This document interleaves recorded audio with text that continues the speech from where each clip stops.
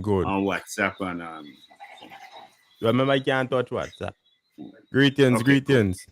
Yep. Good night, everyone. We here finally. We make it. We make it. We gotta say we make it because we gotta apologize to the audience who always make sure they hear every Tuesday at 7 Yep. to get us. Last week we weren't here. Again, apologies. And let me put a little disclaimer in there all the for the panelists here. We all are working individuals. Mm-hmm. So a few times you gotta forgive us for not being on time and also having the shows each time it's supposed to be there. Um, but of course, you could follow us and we look at some of the previous conversations we've had. But before we jump into tonight's conversation, Sherwin has got that disclaimer, which we got to kick it off with to ensure that people understand the direction in which we're going. Go right ahead. Good night to everybody. Well, the disclaimer goes the views, information, or opinion expressed during this program are solely those of the host, guest, and callers involved in the program and do not necessarily represent views of Majestic Music Radio, its management, and other hosts or advertisers. Majestic Music is not responsible and do not verify for the accuracy or any of the information contained in this radio program. This program does not constitute medical or professional advice and is solely for entertainment purposes only. All right. All right. So yes. So Martin, Yes, sir. let's jump into tonight's discussion because tonight we got quite a few topics we want to touch on. Mm-hmm. It's not going to be one individual topic, but of course they're all interrelated as we Yeah. go along. But we want to start off with the discussion of last week. We had a very important interview with Lloyd Stansbury, somebody who is very integral in the development of uh, the music industry, not only in Jamaica, but um, further afield across the world. Correct. Um, Before we get too far, because I wanted to kind of give people an idea of who exactly Lloyd Stansbury is, because I did get a couple of messages about people saying they've heard of him, but exactly what he does, they don't know. So, Lloyd Stansbury is a Jamaican music industry professional with a wide range of international experience in entertainment law, media, artist management, music production, event promotion, research, creative industry, policy development, and lecturing. All right. He entered the Jamaican music industry in the 1980s and as a concert promoter in Jamaica and was instrumental in the establishment of the world's first all reggae radio station IRE FM in the 1990s. He has organized many music events and was chairman in 1999 to 2004 of the Caribbean Music Expo, convention and trade fair. Also, a a consultant. Also, a consultant. He has conducted research, been a guest speaker, and rendered music business training services in collaboration with the government of Jamaica. The Secretariat of the Caribbean Community, CARICOM, the United Nations Convention on Trade and Development, the UNCATA, CAD, the United Nations Educational Organization of American States, and the World Intellectual Property Right Organization.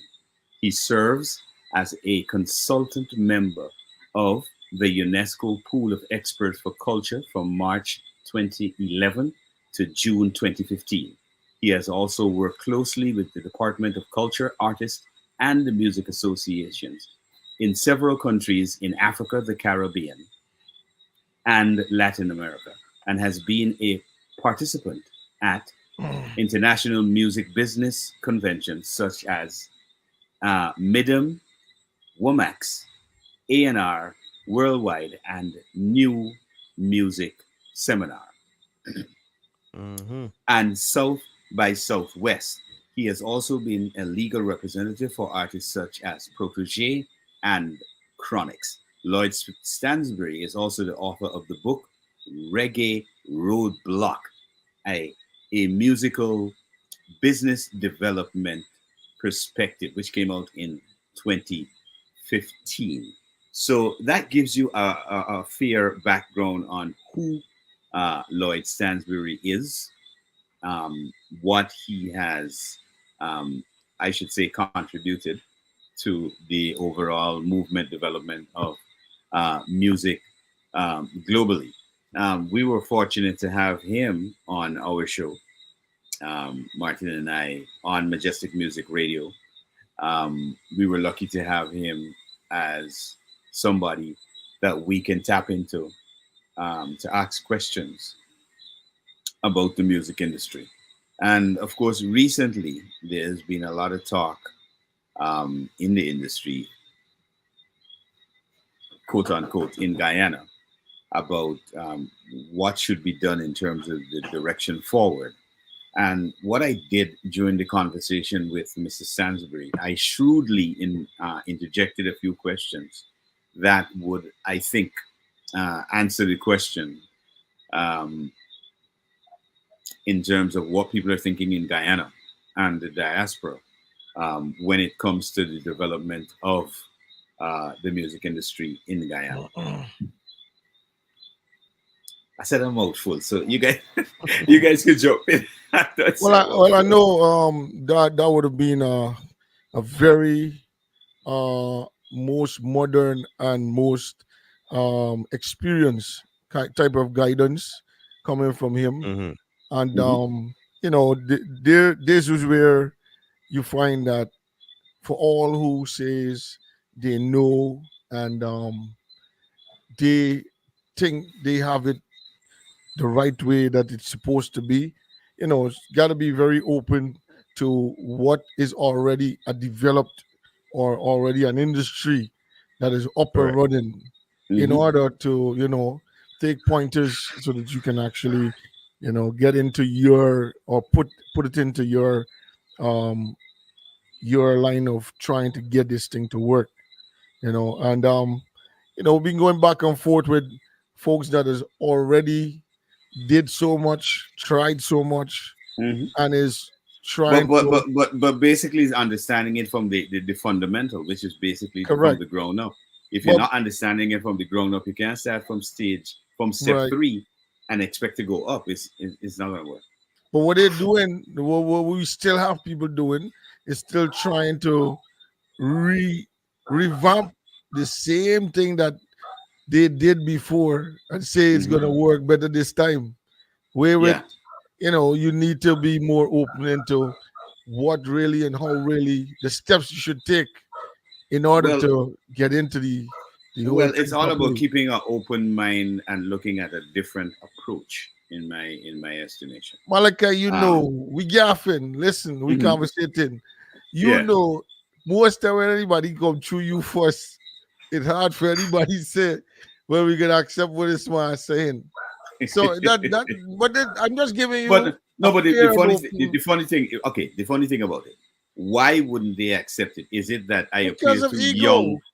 Because I appear to what? I appear too young to have the amount of knowledge I have. The people, there's a lot of people out there that is stuck in their ways and stubborn towards knowing that there is knowledge, and I should try to get that knowledge, because there's so much that even a child could teach you.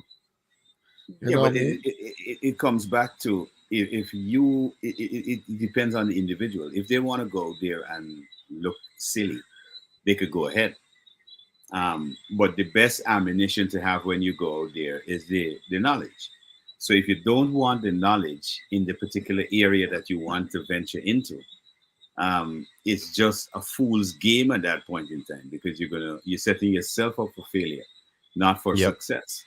Yeah, That's not correct. for success. That's for failure. So you gotta understand the direction in which, especially with the music, not industry that we don't have, Right.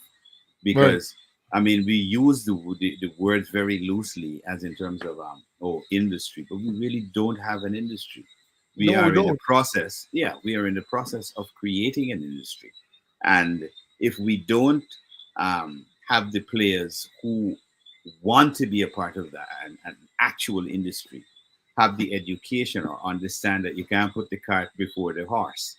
You have to take it from the perspective of, first we've got to lobby the government to understand. We've got to lobby private sector to understand. We've even got to lobby individuals, just laymen on the ground, fishermen, normal individuals, so they understand their rights. All right, Correct. because once people understand their rights, what the first thing we have to understand is that people don't exist in a vacuum or a bubble by themselves. Of course, they've got family members, they got people they're attached to. So once they understand their rights in conversation in families, they're gonna say, "But I know you make the straw baskets. You got this particular style, da da da da. But how could we protect our things?" So once that mindset starts to kick in, where people understand based on the education provided to them, listen, we have rights. We can do certain things that will help to benefit us personally. All right.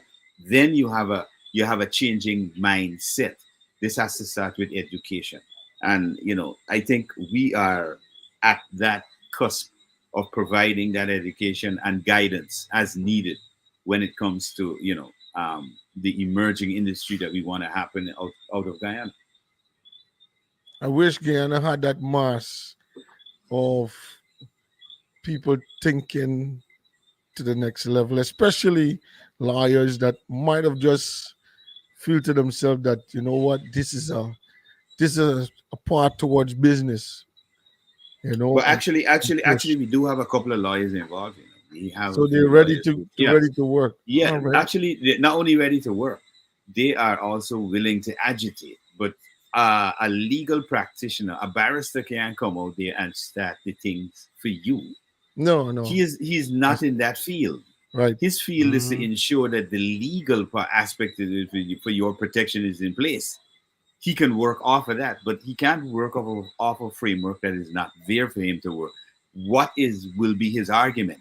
And this is what Martin and I were talking about when we had that case with the two brothers. Which lawyer, under which statutes, under which laws did he come up with the letter to send to the brothers about the music? Because I'm trying to figure out where he get that from. In which provision in Guyana law he could send something like that based on music infringement or Yeah. copyright infringement? Where is that? How is that? Where are the provisions for that? Mhm.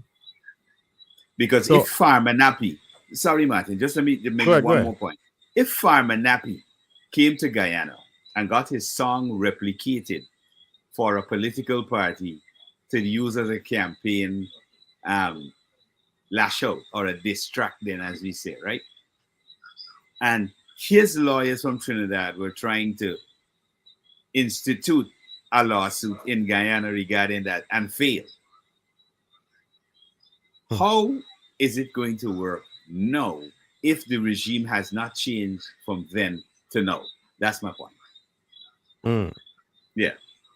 So I think our problem in general is not that we don't have the people and the people don't have the drive, but one is lack of education, right? Definitely. Because the people who, I think we were talking about this in private, Malachi, whereby if you're a fisherman, right, Hmm. your unique way of fishing is unique, right? In general.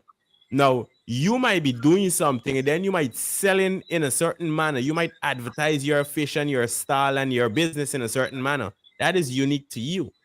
Hmm. You're supposed to be able to capitalize on that, right? Hmm. Whereby you could license the audio, for broadcasting on radio and promote yourself as the biggest fisherman, right? Mhm. Or let's say you're an architect. All the fancy buildings that going up in Guyana, is any of our Guyanese people behind these big designs and these things for the hotels and these different places that's going up? I can't say directly, but if we are, then are you making money? Did you license your product, your content, right? Your image, your ideas? And then if you did license it, was it for a one-time fee? Or do you plan on making royalties? Because that hotel, that bridge, that road, whatever it may be, is going to be there for a very long time. So how long is Yep. them couple coins that you're collecting on a one-off is going to last? And this is why royalties exist from the creative standpoint, Yep. right? So once you're creating something, you should be able to capitalize on it for a long period of time. And this is what everybody needs to understand. Whether you're a fisherman, if you're selling your product in a way, for instance, we went to Jamaica, and Jamaica had, I think, the best example whereby the push a cards guy and the vendors had their voice recorded on tape and playing on the loudspeakers on repeat. Yeah. Because not all day you want to say wrong, like, oh, this man don't here sell, Bam is here, and he calling out all the ingredients in the Bam and with good fun, all of these things. You don't want to be saying that for 12 hours straight in the market square, right? So you could record your audio, you could put it out to the radio, you could give it to somebody like myself, and we could license it. Because that might be a part of the clip that is going to come out on a song. Legit, just like how the man show up and say, hold your pocket, hold your money, hold your pocket, wherever. Yeah, skank. Right? For the skank thing. Yeah. If he had licensed that, then he would have been able to make bread. And not just a one-off bread. Even though he missed that now, he would have been able to collect royalties. Yeah. Every single time Skank go out and play that song bite. Right? Yeah. So people are able to capitalize on things. It don't matter what area of business you're in. And I think a lot of businessmen, guys, understand that they could capitalize on things, right? Because we have a big photocopying business. And it's called photocopying for a reason. It's legitimately saying IT thing in the word. You understand? Exactly. Yep. But we shy away from the truth because in Guyana they said the truth does hurt. Yeah, it's supposed to hurt. That is why it's the truth. Exactly. Right? The thing is, you got to know how to take that and apply it to your life. Now, once you copy a man thing and they're not benefiting, then how are you benefiting in Guyana as Guyanese? And I think we as Guyanese have this problem, not just in Guyana, but around the world, no matter which other part we go. We kind of get the same mentality of, yeah, we could take this thing and we could do away with it and, you know, eat a food. And we fail to realize that we're in a system, we're in a country that's developed. Like in America. Why the musicians didn't make it? Why the creators didn't make it? And you're in a place where everything provided. Well, go ahead, Malachi.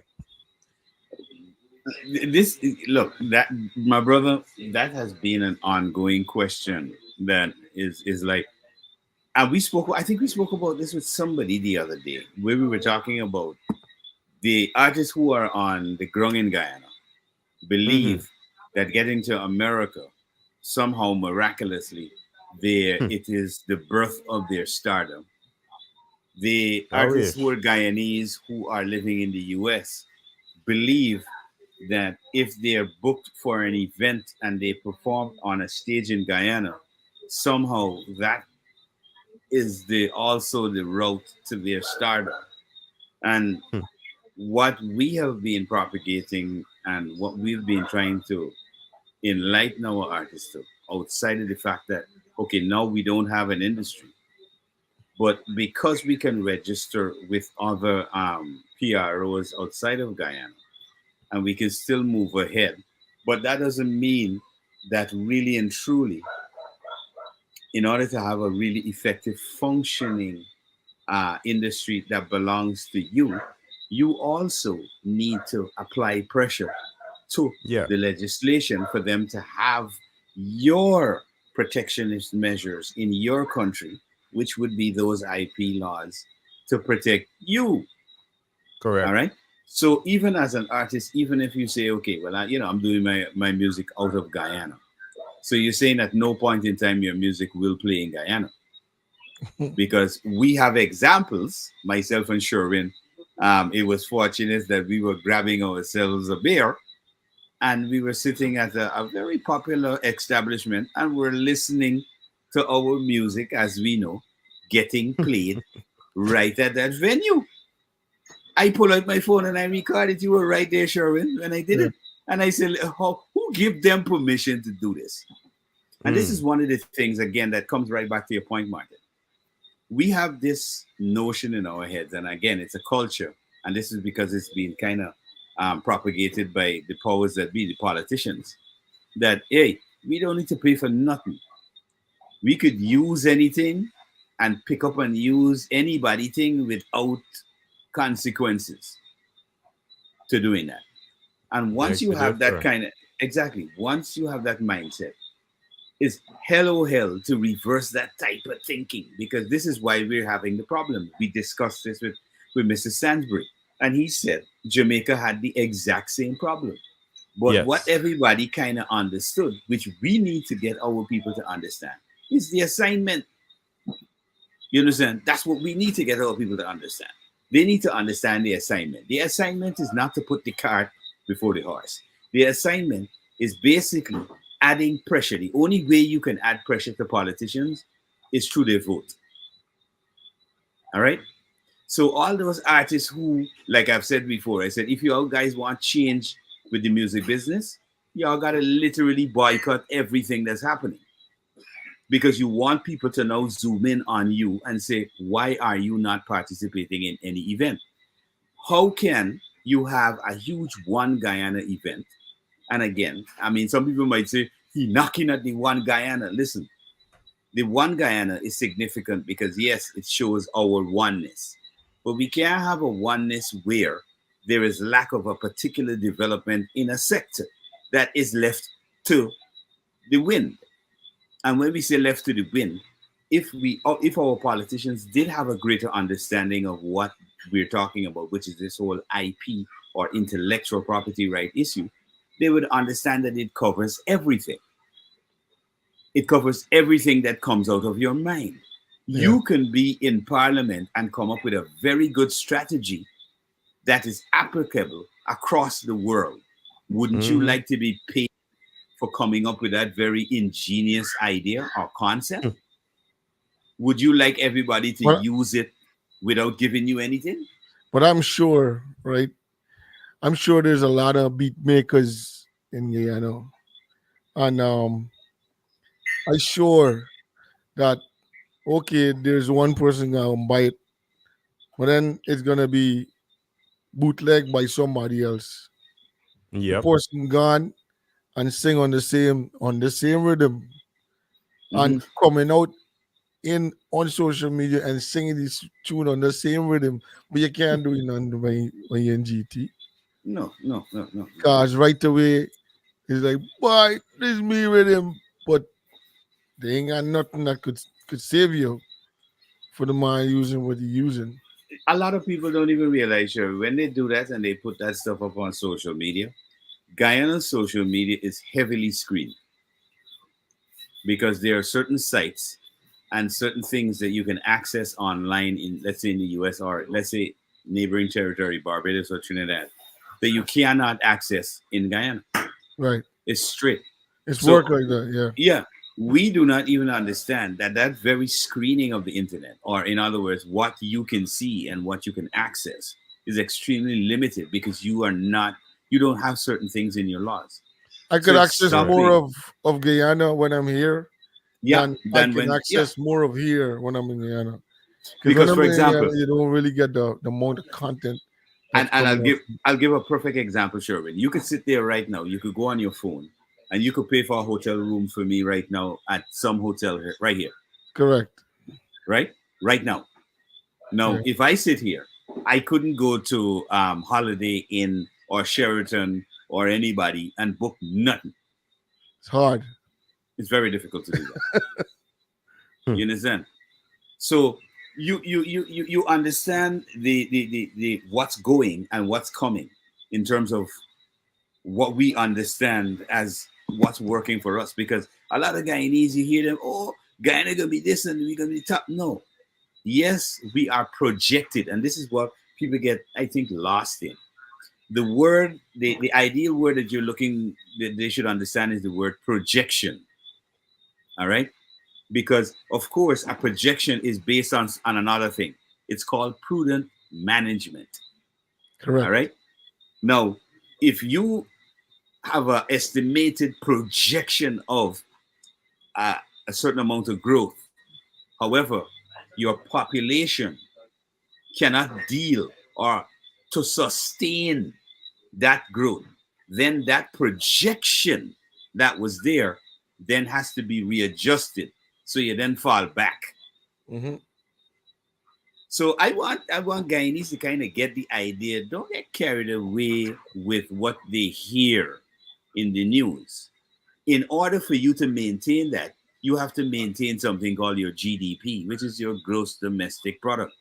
You have to be producing. All right.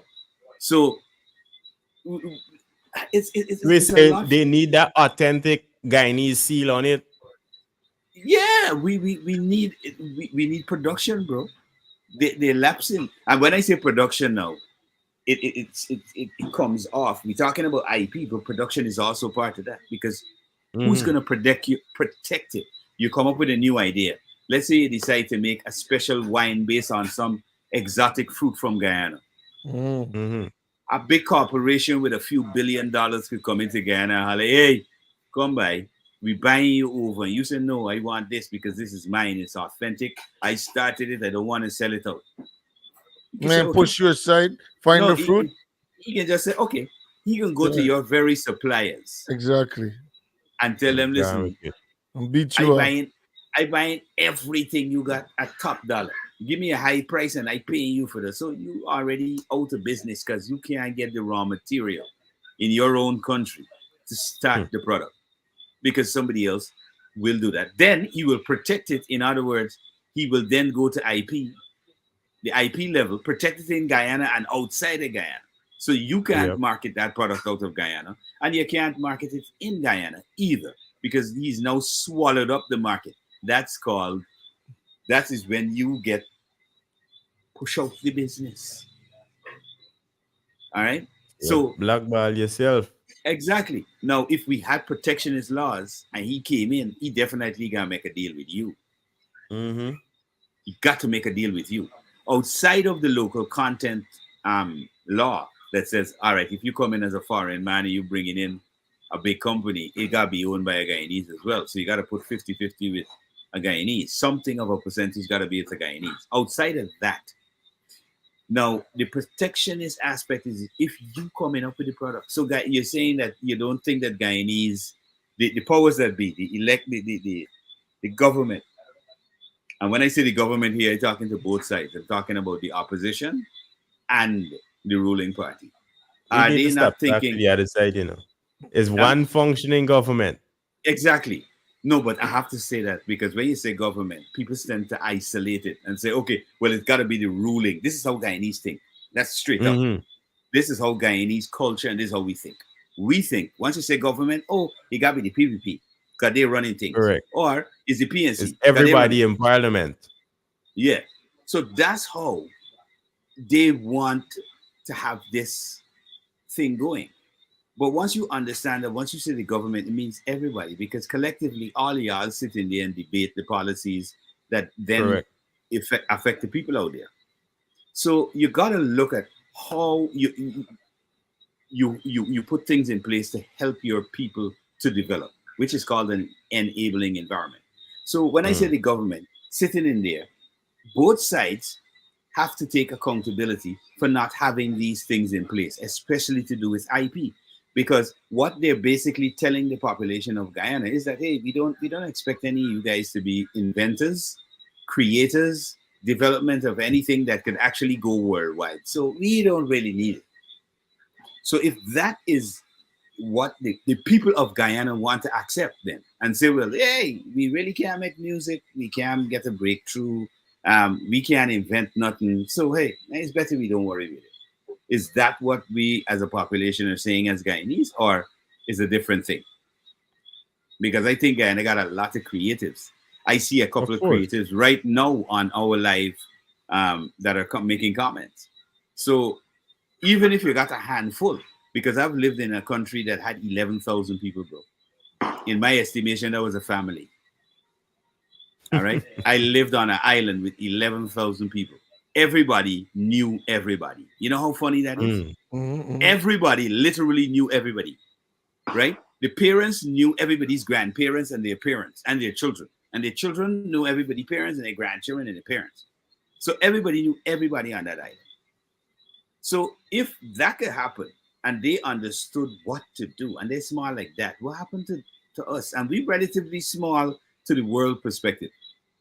You understand? And this is another thing I like to say to Guyanese. Don't get your ego too overblown, believing that, you know, apparently the world is flying around Guyana right now because of what we got.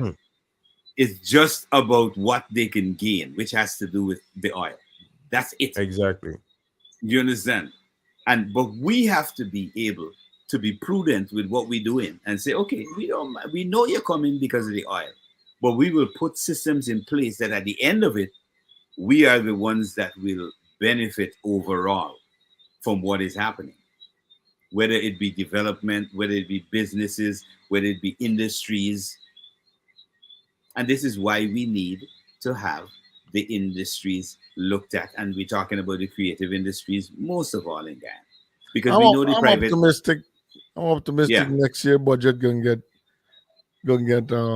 get something in there. We gotta get a new minister for that. Well, that's what I'm saying. We gotta get a new minister for that, because I think we gotta get a sensible personnel. I think he got a sizable budget this year. The last budget allocations, I think the Ministry of Culture, Youth and Sport had a pretty sizable.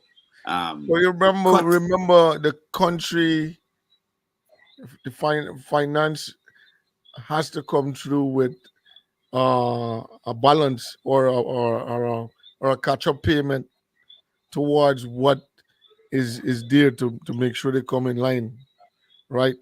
And also rejoin, especially US, and I'm not sure what they I think they're still only dealing with the trade up to now. They're only dealing with the trade, but there is no, in the other sense of IP laws, they're not covering most of But I'm glad that you brought that up, Sherwin, because Mr. Stansbury totally rubbished that concept idea of any payments that Guyana would need to make.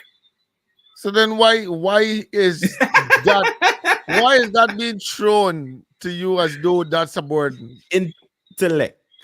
Trying to throw the whole thing away. Don't bother.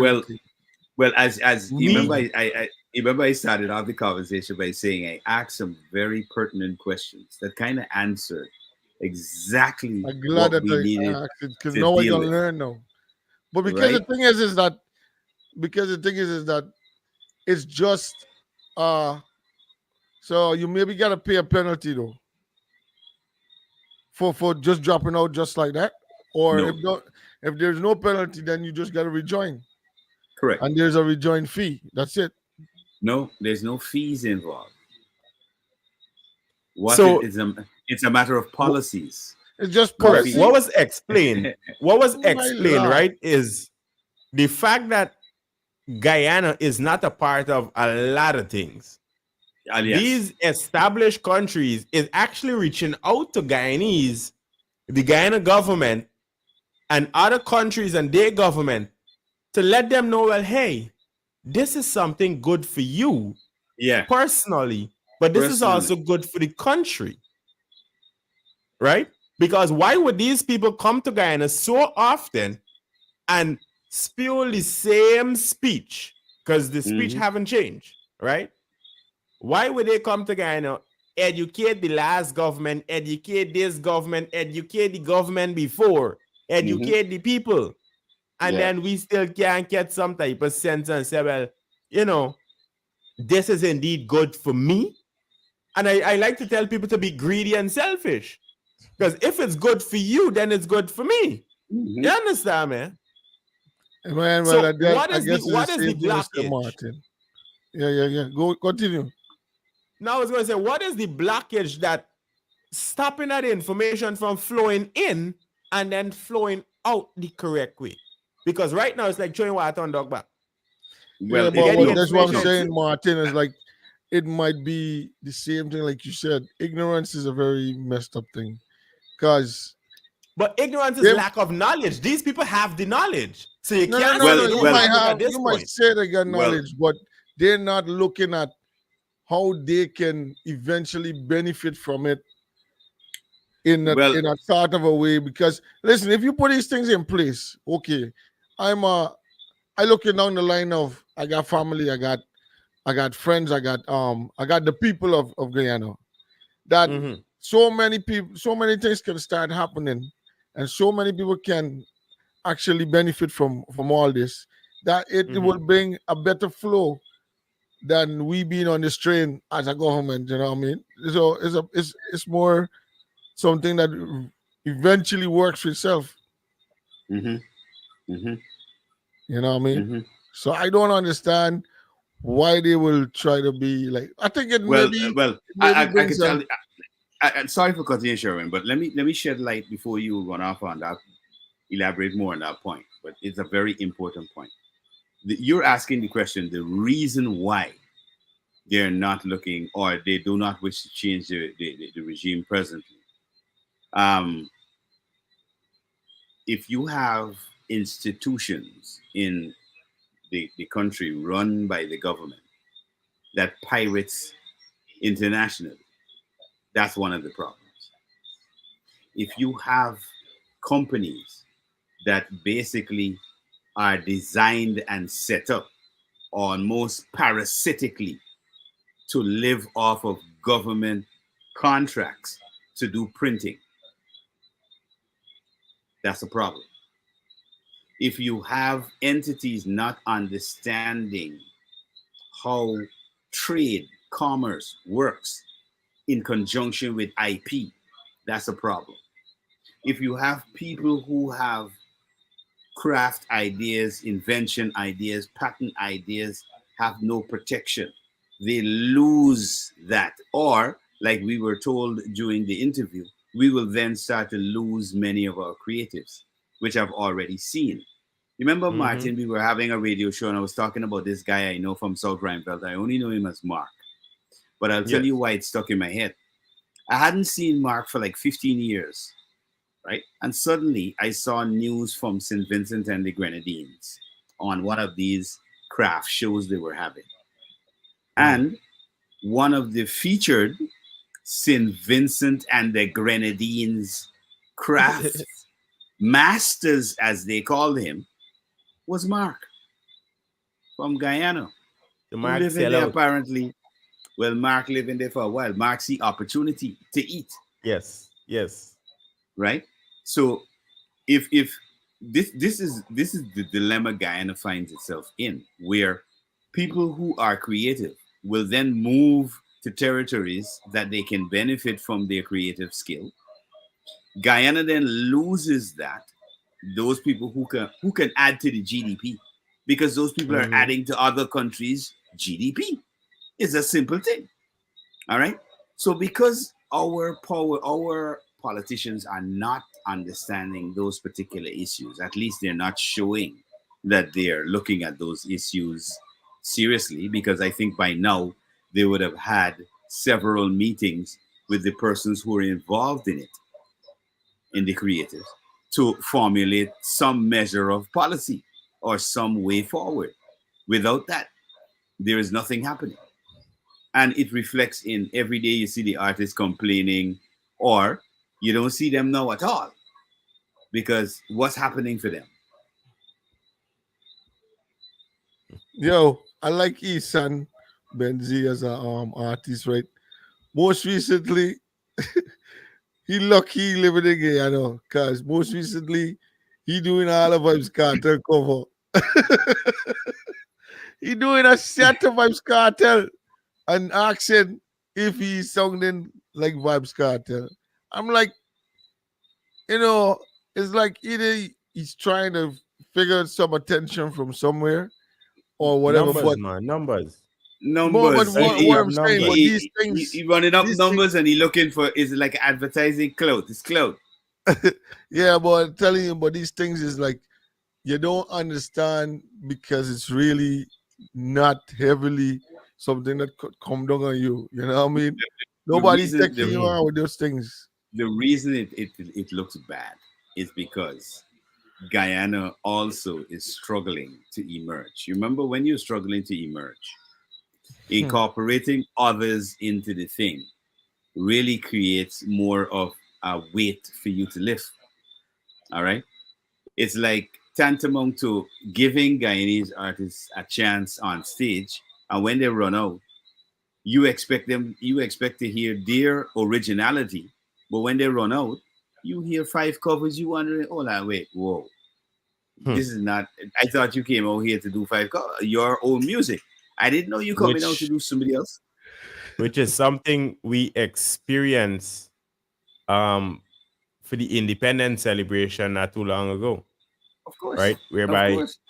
myself and Malachi traveled to Boribis to cover an event. And when I expected, well, yeah, this artist hot and he's been flying here, there, and everywhere and performing, this artist literally only could have sang one song, which led me to believe that he only had one song. And then he sang everything else from everybody else, not even in his genre. And then I asked, like, so, well, I get the aspect of working together as a collective to build up the genre and the business itself, but then why not encourage your fellow brethren to do a little more for yourself? You understand me? Because while that artist or some of those artists, right, Guyanese artists, came out and sang 1 and 2 of their own song and then had none else, the Trinidadian artists did the same thing. But they didn't sing other people's songs. They sang their own songs 2 and 3 times. Even if it's 20 years old. You understand? Even if it was 20 years old. You believe it or they not? would have slowed up their song. The one song, which is, I guess, the biggest song for the last, 2 decades? They slowed it up, speed it up, they talk between. Talk. You understand? Go back into the regular tempo. Yeah. Enough showmanship, man. Enough showmanship on one song, bro. One song lasts at least 8 minutes, bro. One song was like these artists need to understand. Well, work hard for money, there, bro. Exactly. And I, in my opinion, that one guy was the most energetic person for the entire night. And we had bigger artists, as they say, right? Yeah. We had big name artists in the whole lineup. But we could see the differences. Who is an actual artist? Yeah, man. And who is just a studio artist, right? Yeah, From the live band artist. We could have seen the difference that night. No, but Martin, we got to start to make the differentiations. They are recording artists and they're performing artists. Yes. That's a big difference. Because we know for a fact there are a few Guyanese artists that really and truly they should remain as recording artists and not performing artists. While it's the other way around too. Some should actually remain performing artists because they got the hype. Yeah, they got right. Yeah, facts. It's not working. The blueprint that Malcolm was talking about. You don't think it's gonna work or it could work in the sense of Guyanese chutney blueprint and also the gospel blueprint. We know. So I think we're seeing it now with guys like Alabama. So whereby since Alabama would have won that dancehall competition, I believe he's performing on every other show that within the reggae dancehall field. And but also let's not just say that it's because he won. Actually, Alabama has an active team behind him, Correct. Correct. working to You ensure could see, exactly to yeah, ensure you could that see the they difference in use growth. yeah, because what they're doing is using the one event to propel him and to market Everything him else. and to Yeah. solicit other promoters and clients to get him out more and more. Now, Because if I'm to extend it, I believe for the last year, I could fairly say Alabama has been one of the most booked artists. And yeah, I yep, could probably correct me if I'm wrong. Well, this is from what he's seeing, right? yeah, Because every weekend, even when I came down to Guyana the other day, he say, "Yo, I got 3 shows lined up," yeah, and I'm like, yeah, 3 shows, one after the other. And we just celebrate independence, and Alabama was on all 3 shows, as he said. yeah, And we yeah, seen yeah. Alabama did moves like he win a show. Well, he performed at a few shows, as they say, he Mhm, performed 5 shows by a car. You understand me? This is the mhm, growth that is supposed to be seen in the creative. Because mhm, after you buy a car, let's say Alabama performing next 10 shows and he build a bigger studio. You mhm. understand? And Yeah, then, all right, you get a bigger team now. You go and buy a second car. Now everybody moving. We on time when it comes to events. We on Yeah. every event, we on mhm, time. We yeah, marketing. Then he take mhm, another brand and from shows and then he do beer radio promo. yep, And then he yep, start hit the countries outside of Guyana. Boom. mhm, Alabama gone. yeah. So You understand, man? he is understanding that there's a strategy, and this is what I think a lot of the artists need to understand. But before we get too far, let me Mm-hmm. just address somebody in the comments, Mr. George Sunil. It seems to be. Yeah, Um, Johnson. What yeah, type he's of saying, music? yeah. All right. Now, one of the things people have asked me in particular this question over and over and over and several times, and I think I got to really kind of establish this. Yeah.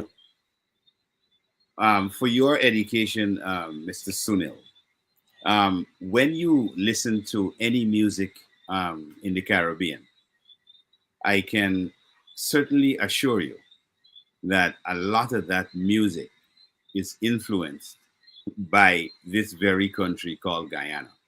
And we're not Correct. talking about now, but we're talking about from the inception, Way back. Yeah. from From way way back. back. All right. Now, let me just give you in historical perspective, or for example, the development of the music coming out of Barbados. Because as you said, around the world, if you don't know about people like Eddie Grant and Mad Professor and others who are stalwarts in the music industry and are Guyanese, you kind of need to do some research. Now, in Barbados, the artists that you may have been listening to if you're of a certain age back then when you were younger, like for example Gabby and Red Plastic Bag and these guys from Barbados, were being recorded at Eddie Grant's studio in Barbados, including people like Alison Hines. So Mm-hmm. you got to understand where we as Guyanese played a part, because even now in modern time, no, we have Guyanese as managers for Jamaican artists. We have Yeah. Guyanese in the publicist field doing the publicist for a lot of the major artists that you see internationally and in the Caribbean as well. So to look at it from the perspective of okay, Guyanese, what is their basically what you're saying? What's the contribution to the to it? That's some of it. Now, to your point of saying Guyanese don't have originality, they always copy. Now, I don't know which or where you get your music from, but whatever you're listening to as the copies, that's not Guyanese music. We don't rate that as Guyanese music either. But we have original music in Guyana, which I think you should listen to our program in the mornings on this very station, Majestic Music Radio, from 8 to 11 every weekday from Monday to Friday. And I think you maybe have a different perspective on what is called the Guyanese music. I think I think maybe he'd be listening to those programs that are on Facebook talking about and playing music which they classify as Guyanese music. But yeah, I hope I shed some clarity there for Mr. George Sunil. So yeah, I had to put some clarity on that particular issue.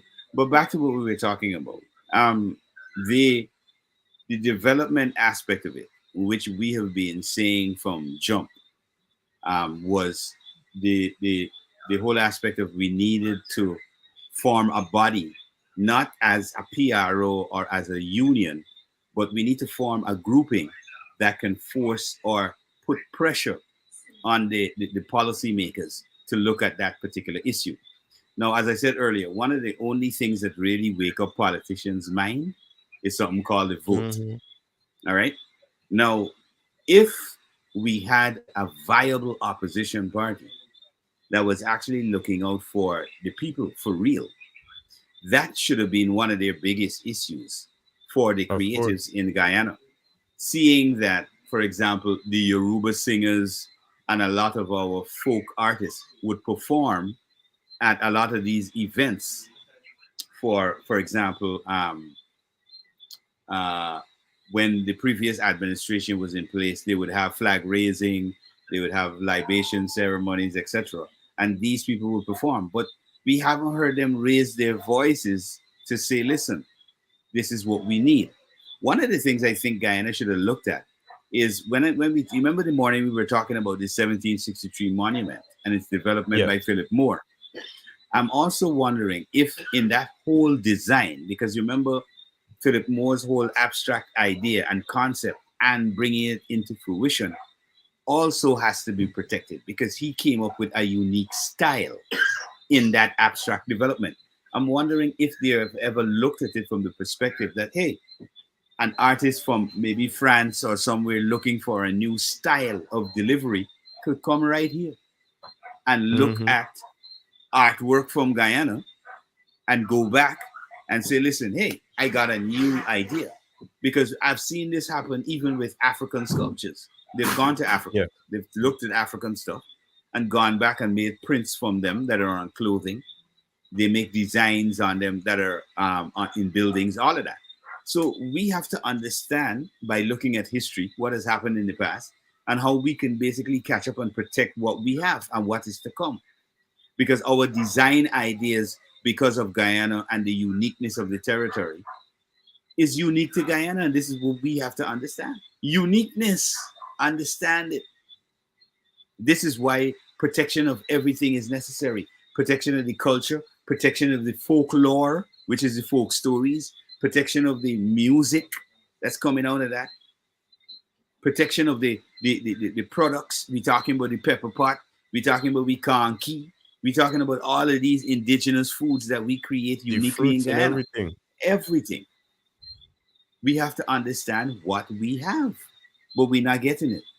But I think we need to initiate a program, which we have done, of educating. As they say, each one teach one. So we start the process of teaching one-on-one by people, and we've done this for years now, Martin, where people will call us and ask us questions about a particular situation. And if we don't have that information, then we refer to our legal emissaries who know about these things. We will call them up, whether in the UK or in the US, based on the territory we're trying to get the information about, and we will clear that up. And this is what we've been talking about. And I think the government should get more involved in PSIs that really give people an idea of what their rights are. Well, remember we would have. So I don't think the government is capable of that, in a sense whereby I believe, I don't want to say too much, but remember we had a conversation and a meeting a couple of days ago, right? Yeah. Whereby we got some information and the government is willing, right? I do believe the opposition, as much as they're not functioning properly, they're willing, if given the right things or tools, right? More so, the current government, they are willing also because clearly we got the budget and they're Yeah. for the people, right? Mm-hmm. So they're willing in a sense whereby if people like me, you, and other people with intellect come in and say, well, hey, we have this idea and we've seen this over time, right? We want to bring this idea to life to benefit the Guyanese people. Mm-hmm. I think they're gonna stand behind it, and they do stand behind certain projects. Because remember, we spoke about creating the registry, and then we saw somebody else went off to create the registry. Right? Yeah. Unfortunately, that person is not somebody in the business in depth like how we are. So we are able to bring things faster to life, right? Because we have the complete understanding and we have the know-how of what to do, when to do, how to do, where to do it. Is right, man? So it's important to understand the roles that we have to play in life, right? And in the industry and the development in general. Because if you know you're an artist and you know you're supposed to get paid for writing, you're supposed to get paid for your publishing, your distribution, your radio plays, and everything else in between, and you're not getting that, then whose fault is that? Because you can't blame management. You can't blame any other company that you sign up with. You have to blame yourself if you're not seeing the things that you're supposed to be seeing, given that you know you're supposed to see these things in a timely manner on a regular basis, right? If you're not seeing them, that is your fault. It is your job to put yourself out there and say, hey, what's going on? Mm-hmm. And this is why I think we were told, well, the voting process is important because election is coming up, right? And Correct. both parties, as far as I know, it wants to, hold that position. Mm-hmm. I ain't sure about any other new party, but I know for sure the two major parties, they're going to fight for hold the same position, the presidency office, right? And everything else underneath. Mm-hmm. Now, if this is the case, then what do people like myself, you, the listeners, right, doing, the Guyanese people, whether it be in Guyana or out of Guyana, because at some point in time, all y'all in foreign want to come back to Guyana, just like how I want to come back, right? Mm-hmm. So what exactly are we doing as a collective Guyanese body, overseas and on the ground, to say, well, hey, we need to see better for our country. All right, we know y'all got so much money. We've watched the budget debate. We understand what y'all saying, but here what happened. This, and that. Maybe hold back a little bit on it because we as Guyanese people don't need it. Right? We can accept the roads. We can accept the lights. We can accept certain development. But right in this area, we don't need this here today. Maybe 5 years from now, but today we don't need it. What we do need is to be paid from this part of our life. And we could then take this money and flip it back into what exactly we're putting on the back burner. It can't be that hard to move forward in life as an individual, and is worse yet as a collective. If we moving forward, is we fault as Guyanese people, right? Yeah. This is why a lot of times I don't want to have conversations with Guyanese when it comes to business or anything in general that I'm interested in. Because if I'm interested in it, I can pay all attention. I can spend all my money behind it.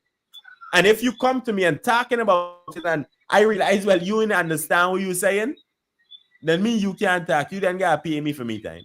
Well, normally, in order to lobby policies, sometimes, I think that there's still a lack of how they can use people that are professional and actually knows and have the knowledge to actually put it over properly in Parliament so that they can understand all the avenues and the shortcomings of Correct. not having IP.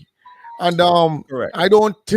I'm not sure, but I don't think that they actually will normally use those avenues a lot because they rather go and argue between themselves rather than use somebody that has that knowledge and let them come in. Like we normally see on Capitol Hill, normally people, they will bring in private professionals that goes through Okay, they will present whatever it is, and then they will go through a full questionnaire from across the whole, Yeah. the True. whole, the But whole. then it And then you gotta answer these questions and actually tell everybody, answer them in a certain way that they will be convinced that what you yeah. saying here makes sense. Then the vote goes on in order to pass those laws and implement those policies. And this is simple things to deal with, but it's just open-mindedness into getting these things done. It's just simple. So our problem in Guyana as Guyanese is communication, right? That is our general problem. We don't know how to come out because I've seen exactly what you're talking about, Sherwin, in Jamaica, right? Recently, whereby one guy was saying whatever about the photo ID aspect of things, right? And they were comparing Jamaica and Africa and so on, and the rest of the world, whereby Jamaica wants to implement the ID card system to make things easier. And the running guy was saying, well, this is not a now thing. We've been planning on doing this here from years back, but the opposition kind of hold it up. So we want to bring it forward and make things easier for when you go to the bank, you have your ID, you could flash it and go through the process and so on. Yes, it's in a digital format and whatever, right? Whereby we get it all your information. But guess what? You've been giving out your information anyway. So give it for a worthy cause. He could have stand up and represented himself and the government. Likewise, the citizen could have asked the question. Now, I am not sure directly if in Parliament, if it's open in Guyana, whereby me as a citizen could go in and sit in the background and listen and understand what is going on. Right? I am not sure if when ideas is being spread around to pass a new law, if it's put out in the public to get the public opinion first. Anybody who know directly could probably comment on that specific, right? But I directly am not sure. I'm not cutting you, Martin, but there's actually a public pavilion where you could actually go in and observe a session at Parliament in Guyana. The aspect with somebody coming in, I think that would be, they would have to set up a special arrangement or a session for that, where somebody from the outside will then come and make a delivery in Parliament. But this is exactly what we were talking about when we said, constituting a body that we can then lobby to have somebody go into Parliament and outline the benefits of us having copyright, and also to outline what we are losing due to the lack of copyright. So in my estimation, those are the things that need to be done. And I'm glad that we are well in the process of making a lot of that happen, including synergizing with participants outside of Guyana. Because the reason we are able to kind of have a better understanding and a bit more education about the business is because we are spending a lot more time to edify ourselves, not on outside of Guyana, because Guyana doesn't have the regimes that helps to deal with that. So in order to understand it, you have to get with industry professionals, you have to get with lawyers, because I hear people going on lives and they're saying, okay, well, we got to have a greater understanding. I think artists should have more of an understanding of the business. There is no way an artist can study the legal aspects of music business, study the actual marketing of their business and all of that, and still focus on actually producing good music. This is why they have a team. So these are some of the things that we need to stop. There is a false illusion, I think, or a delusion. But we gotta wake up at some point and realize, hey, there's a formal structure, and that formal structure has to start if we want an industry to develop.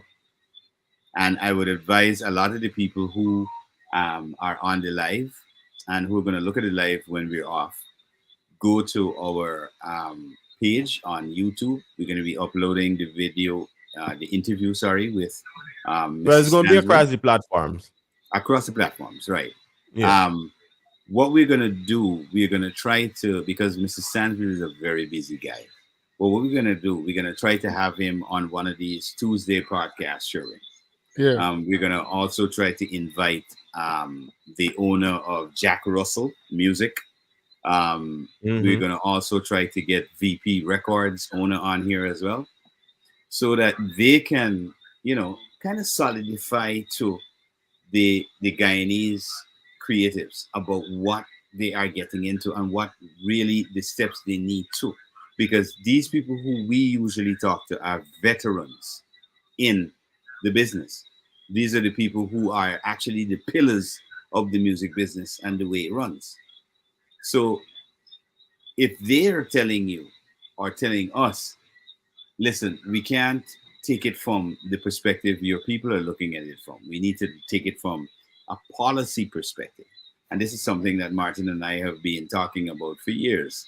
I even more so, for even more years, been talking about we have to look at it from a policy first. Because again, you can't have a PRO with absolutely no legal framework, no teeth. Correct. It's just a mouthful of gum with no teeth. It And can't then bite. It can't do nothing. even Go with ahead, the Martin.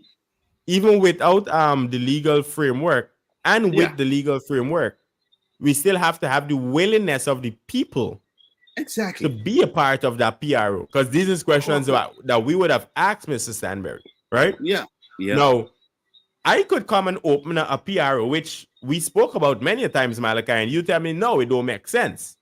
Mhm. Because coming and open a PRO in Guyana, I would probably be the only member.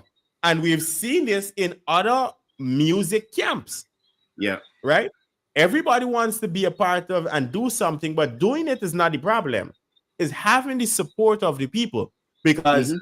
we were even told, well, a part of the problem for Jamaica, Trinidad, and everybody else is that these big PRO company taking up the small man. So, for instance, exactly. I am Guyanese, but I'm a part of BMI. I also have my own publishing company, right? So, publishing works a little bit different from the royalty collection aspect. Now, if I come to Guyana and set up a PRO, it might be me, Malachi Sherwin, and 5 other people who supports us, on Yeah, a regular yeah. basis. Mhm. But then the artists, the writers, the musicians, everybody else in general, they have to be willing to leave BMI, ASCAP, COT, SOCAN, and everybody else they involved with to Come come back home. to Guyana Exactly. and support that PRO. Mhm. Because you can't be a member of all two. You can't be So the BMI. main that You can't be PRO BMI. is gonna be a blanket for their music into all the other aspects of the music of whatever is registration. They couldn't be registered. You couldn't be registered with two bodies. That's how it No, works. I understand, but what I'm saying Yeah. is that okay, instead of BMI, you Mhm. register with the The PRO in Guyana, local body. right? The Exactly. local one, but that Exactly. one is actually umbrella, and it's like it's No, umbrella but and all this. all of them are what we call associate members. Correct. All right. So So it's gonna be ASCAP is also associate member with SOCAN, also associate member with Okay. BMI, associate member with the copyright organizations in Africa, in Nigeria, in in most of Africa, in South Africa as well. Because once you're a developed country or a developing nation, there are certain aspects to your growth that your economy, your diversity in your economy has got to be able to support those things and their growth. And this is what I'm talking about when I talk about an enabling environment. Because we have tons of creative people in Guyana that their creative energy is just wasted. All right. And instead of saying, well, at this point, if my creative energy is wasted, I'm going to go on social media and make a lot of noise. And then when I'm hired or when I get jobs, I can be quiet. It defeats the entire purpose of what is happening with your brother and your sister. What is going to happen in the future if we don't have these mechanisms in place. And Mhm. for me, it's a sad situation because, for example, I have got a son who is pretty good at engineering. That's his thing. He loves that. I don't know how he gets his head wrapped around that. I can't wrap Yeah, my head mean, you around might that. take from you. Well, I don't know which part to me take from, but engineering is not my part there, bro. Art and them kind of thing is my thing. But he's in a totally different field. But um, how, for example, if my son comes up with a unique idea, because he visited the rig, he went on Exxon rig and everything. He come back and Mhm. he said that, hey, listen, I come up with a nifty idea. I think they could do this, and we could add a whole new product. Now, I, with my excitedness, now I run out there and I tell somebody about it, and they decide, oh, you stupid, you know what guy now. Plus, we ain't protect nothing protected here, and he take it and he go and he make money off of it. What happens to me? What happens? What I can tell my child? What I can tell my son? Exactly. And this is how simple it is, because, for example, in Guyana, our six faces in Guyana are always coming up with something. And let's look at our Indo brothers and sisters and the kind of food they make, right? Everybody know in Little Guyana, they in Leffords, bro, the Guyanese who in New York, they just try their best, right, to make the food taste like it from Guyana. Yeah. But once the authentic ingredients in come from home, it can't taste like home. All right. Now, one of the things the Jamaicans have mastered that we ain't mastered yet. Yes, we got a couple restaurants, but you know for a fact the Jamaicans monopolize on that particular area with the food, right? Now, the reason they're able to keep their authenticity is because they import the basic raw materials, the seasonings and whatever from home. So they establish a chain of trade just by simply doing their restaurants to Right. their country. Show me that happening with Guyana. Show me Guyana got a chain of restaurants on Leffords or anywhere else that you can walk in today, and say, well, let me get a bowl of pepper pot there with a nice piece of bread there, man. You're And not gonna that is get it, our buddy. that's our national dish, in it. But you can walk down any corner, any bodega corner, or any corner, and you can see a jerk chicken, man, or jerk Mhm. chicken in an establishment by Jamaicans being sold. Mhm. Yep. Are wrong or all right? Which one? Correct. Correct. Listen, do you So know that the Guyana government sends out a lot of designers to different events around the world? They they actually sponsor yeah, designers. I know of yeah, designer going to Dubai yeah, on a woman something as per designing, yeah, carrying out. I'm talking about exported craft all the way there, and then yeah. gotta come we leave the craft and the craft coming behind them, and all these type of things. Hmm. And you don't have no coverage for it. Hmm. Absolutely none. This is what I'm talking about, bro. You They try have to tell no. me, Go ahead, go ahead. you try to tell me that it's like you just going to say, well, okay, da da da da.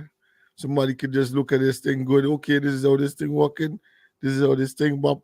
I'll give you an example, right? Um, there was a birthday cake. I tell you from my experience, a birthday cake Mm. that we ordered, right? And the birthday cake, we was trying to get it a certain design.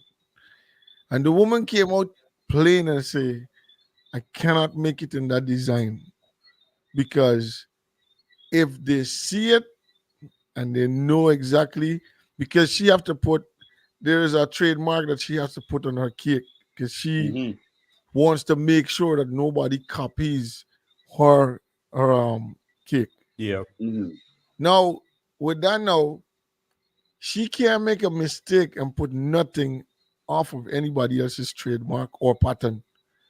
Correct. So when we was asking for her to put, I think it's a type of rose or something, and she said no, she can't use that. It got to be a certain way only on them what I can do, because she already was penalized, or she said her friend, because simply you Mm. taking that picture and put it on Facebook as the person with the party, Mm-hmm. and the person that own that The pattern, design. Yeah. they see it right away. Lawsuit Of coming. course. And this is what I like about America, right? And other parts of the world, The because world, yeah. we're able to say, yo, this meeting, Yeah, Yeah. I right away. Yeah, needs that. You Yeah. understand me? right Like in away. New York, they say come up out to them pockets. Yep. We can't afford to do that over there. But in Mhm. Guyana, as It was our serious friends right say, you can away. get walk with the baseball but this summer. Yep. You understand? Mm-hmm. No, I had honestly, and I told Malachi, I said, yo, when I started coming back to Guyana, I wanted to, play the little Suge Knight role, because you ain't gonna take meeting. You understand me? In no way, shape, or form you gonna take what belongs to me and my Mhm. generation. Because Yep. I work in for them. And if you can take, as we just say, food out to me, cheering mouth, then we get a problem. Mm-hmm. Mm-hmm. It's like, man, we as Guyanese need to understand our place in this world, not just with the oil, but in everything else. Exactly. And on that very point, Martin, like we were Mhm. discussing with Mrs. Stansbury, and it's something that we talk about and we know because we practice this, is understanding when you say your place. A lot of people, they can jump and say, oh, well, they usually use the saying dance a yard before you dance abroad. Yep. But in our case, as it stands now, as a region, we cannot use those type of ideology to say, oh, we got to dance a yard. In other words, we got to dance in the hometown, especially with what we are doing in terms of music, business, and all of that, because it's no Mhm. longer territorial anymore. The internet Correct. made the world a global space. You could be anywhere at any time. All right. So I think we have to get our minds around the fact that the world is basically looking for new stuff to excite it, to get it Mhm. going, to get people going. Individuals looking for new places to go, to travel, new experiences. People want to hear new music. They want to hear the shit. Who leaves America to come to the Caribbean to listen to rap music? Don't make sense. Who leaves America to come to the Caribbean to listen to country and western music? Hmm. Nobody. All right. When we go those places, we are subjected to what happens there. Isn't Yep. that so? So when people come to our territory, is it that difficult to understand that, hey, it's not that we are saying that we excluding what you may know, but listen what we have to offer. Yeah. You understand? Our uniqueness. This is why you came to Guyana, because you didn't want to hear what you heard. You didn't want to see the same things you saw in the US. You came to Guyana to experience a new thing. With that being said, Malachi, playing your position, right, and Yep. understanding where you are as Guyanese and who you are is important, because while you mentioned that in a sound format, you also got to look at it in a visual format, and in different industries, because in the Yeah. food industry, Mm-hmm. especially, when I in America, I eat what they have, right? And Mm-hmm. not to knock them, but we know them ain't enough good thing, right? Mm. But I still have to eat what they have. When I Yeah. in Guyana, my sisters know.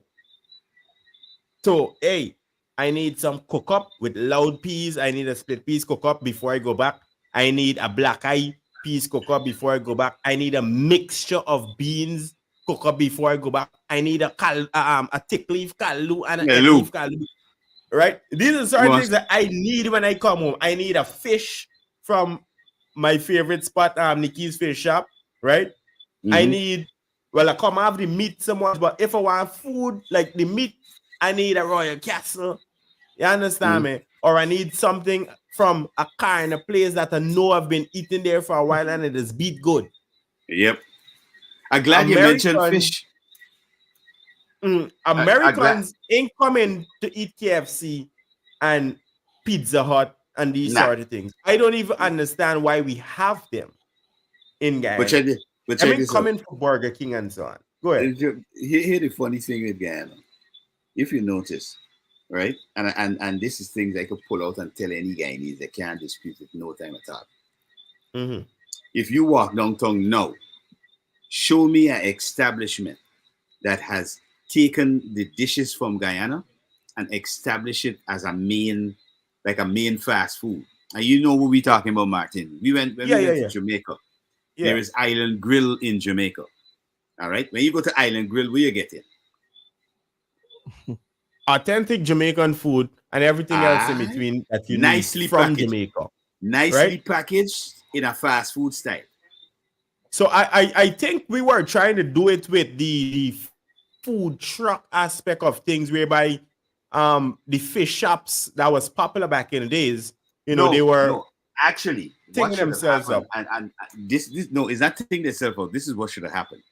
If we had the right regime in place, the fish shops would have been the first outside of the what we call the franchised fast food joints that came to Guyana, like KFC and churches and all of them.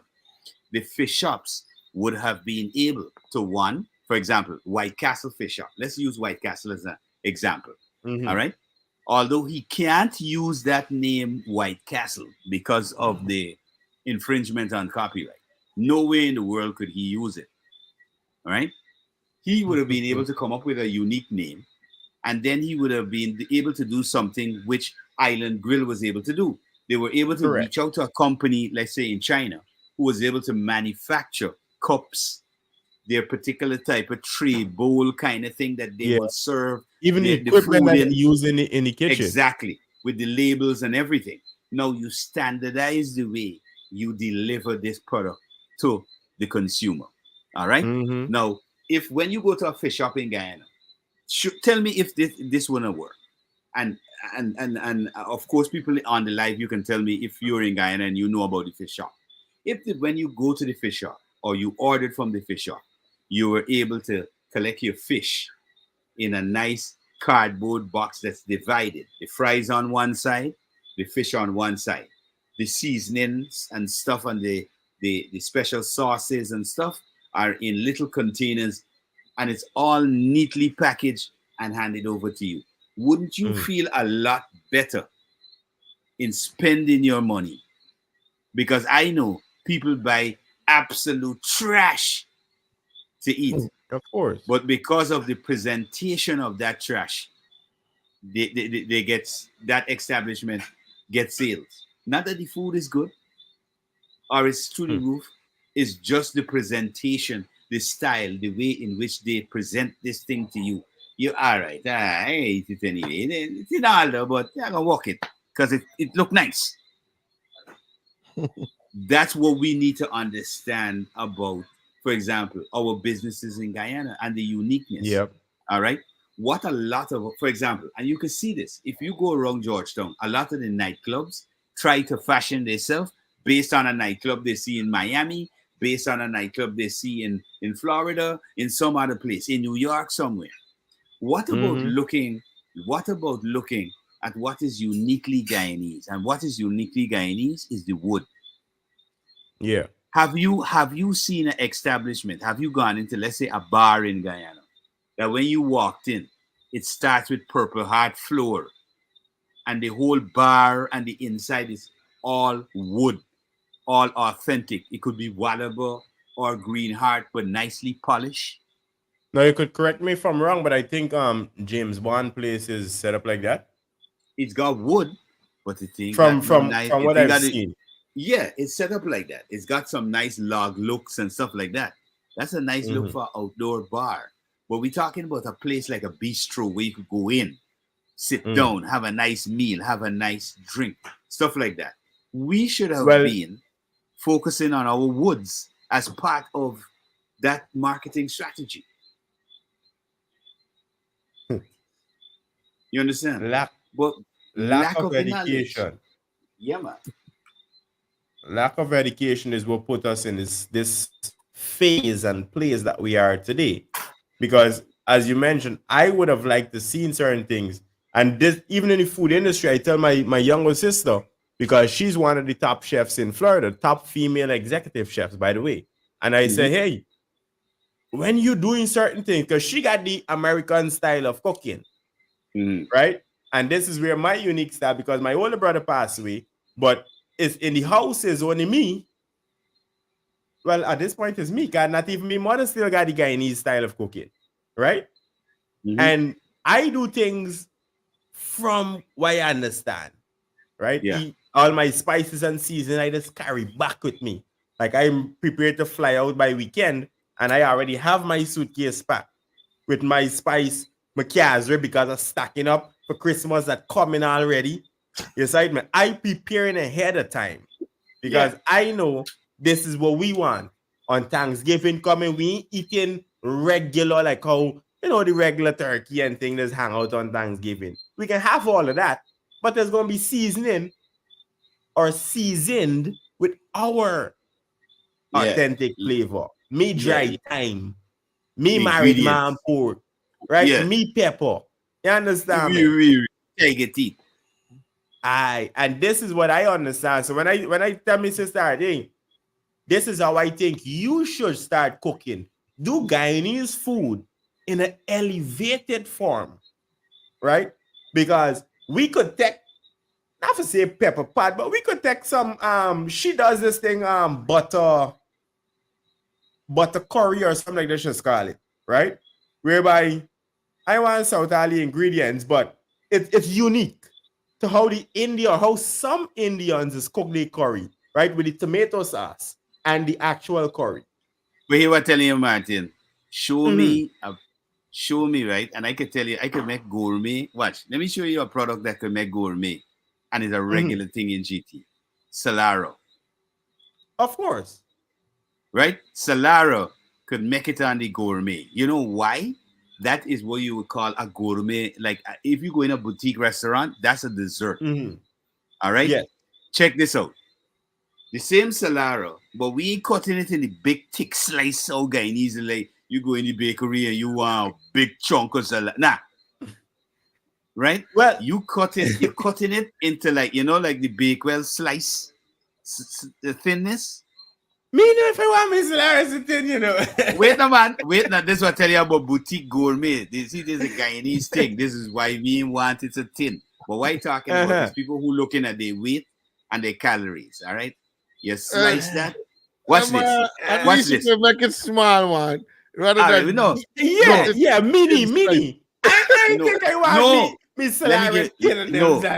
Let me give you the vision. When you remember you said elevate the food, right? And I'm telling you now, this is the elevation, right? You slice the Solaro, you put that in a nice platter or a sauce, or a saucer, right? You take a slight scoop of vanilla, not too frozen stiff, but a little thing, right? You put that on, you put some whipped cream around that, you blow torch that, and you're good to go, Maji. The blow torch can touch the coconut, and then it touch the cream and the ice cream. Gourmet for you. Yeah, I'm thinking. Gourmet for you, bro. Yeah, I'm thinking. So this is what I'm telling you. Guyanese don't fully understand what we got going on. You understand? We feel that these things that we got going on, man, there's a Guyanese thing, man, is one with you. But it's not an everyday thing for everybody. That's what we don't understand. Several bakeries that give full authentic Guyanese products down here.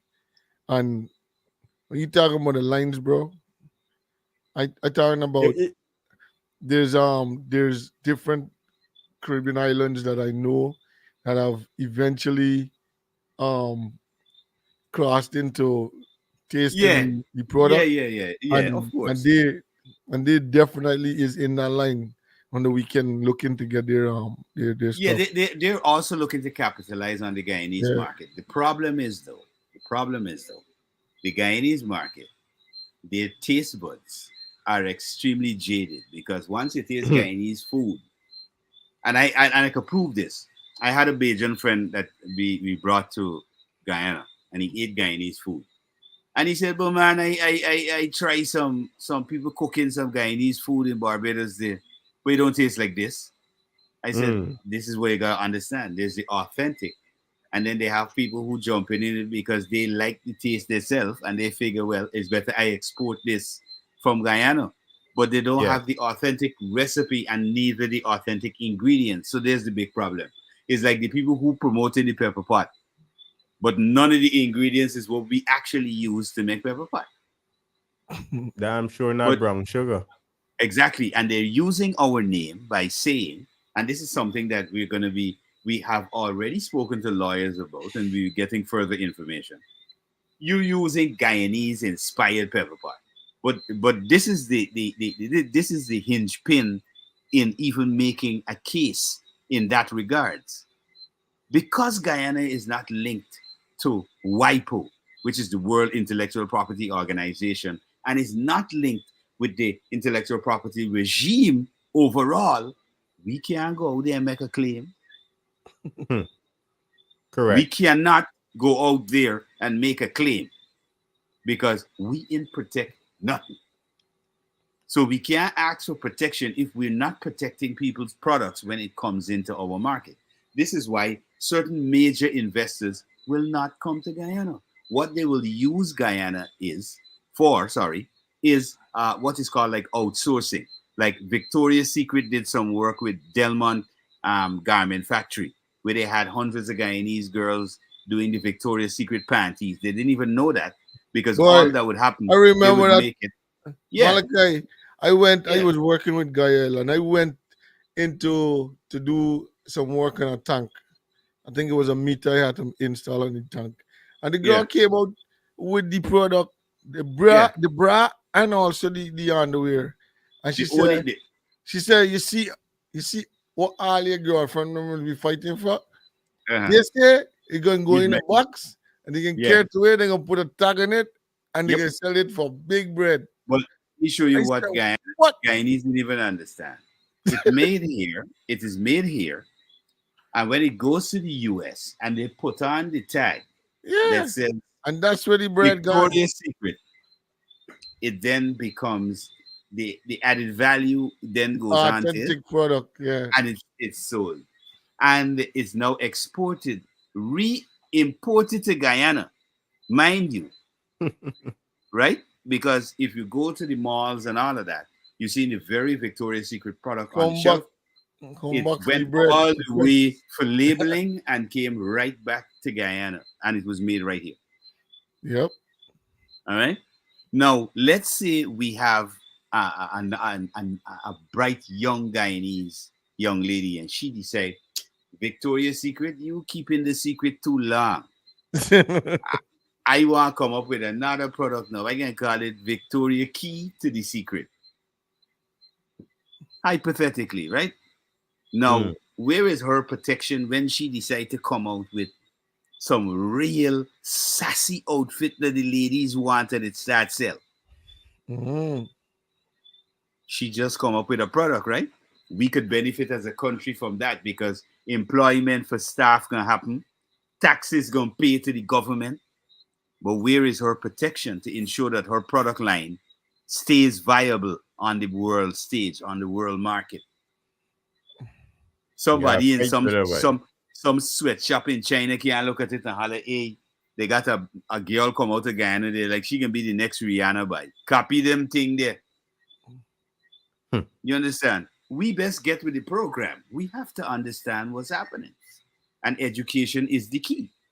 Yep. So I would always say every time we come on these programs, we will enlighten. And of course, we got to get one of the persons I definitely want to bring. Martin, now I'm thinking about it. I got to bring my guy from Princeton, who's in Barbados, Brandon, right? Who works with big artists like Eric Clapton and Adele and those people. I'm going to bring him to kind of give a bit more clarity on, for example, publishing royalties how that impacts a country, because I think a lot of the politicians want to understand what is this How thing things really that work. we how it's Yeah. working. I don't understand it, and I But that's think what I'm saying. If they don't come to the open mindedness, all right, to allow, okay, so we go and we lobby to say we lobby to the one finance area, one ministry area, right? Mhm. They decided, okay, you know what, we can bring this up to parliament. Now, instead of this, they gotta figure a way out that, okay, we can bring somebody that could sit the, the whole parliament down and school them properly on what really is going on. And you gotta stop looking in the small things of what is just busyness, and look at things that is going to actually secure be security to your growth. I mean, whatever it Mhm. is you're growing, whatever yeah, is happening, whatever is being created and all of that, it's all security towards and, everything. and and they have to look at it from a standpoint of whether I am in government or not. This will definitely benefit the population Exactly, it's going to be if you're something. exactly It's if going to you're be so that's a intent on landmark, benefiting. bro. That's a Yeah, yeah, landmark to make yeah, sure that everybody understands the importance of protecting your stuff. yeah. As soon as you get your stuff and you get an idea, the first thing you're thinking about is, okay, like, all the different areas gotta be, you gotta register this money. You gotta make sure it go through this processing money. Everything Yeah. happening is generating all the time. But exactly, this is what we're But talking about. It maybe it's generates too much of trace growth. money too. No, no, no. I mean, It It's says too too much much of trace money. too it, much of it, money it, that no, no, no. actually, It will generate a lot of money, but it is telling you, traceable. It will be traceable money because, for of example, course. And it's once you maybe go that's the problem. when you record, you start from the split sheet aspect of it. That's paperwork. That's a contract. All right. Now, when that music is finished, the first place it goes is to the archive. Right. All right. It's stored. That means you got to go to the National Library. You got to Correct. fill out those documents. You got to have all of that done. All right. Then the next level is where we, as Martin was alluding to earlier, we have our own PRO in Guyana. No, you get registered with them, and they now are responsible for your overall protection, making sure they overlook what's happening with your music, where it going, who playing it, your money. Correct. All right, and those are the chains that we have that are built up. But of course, none of this can happen if the legislation, because as it is right now, archiving is not done at the National Library. A Not for Correct. question music. why a Not question for why music. I ask, right.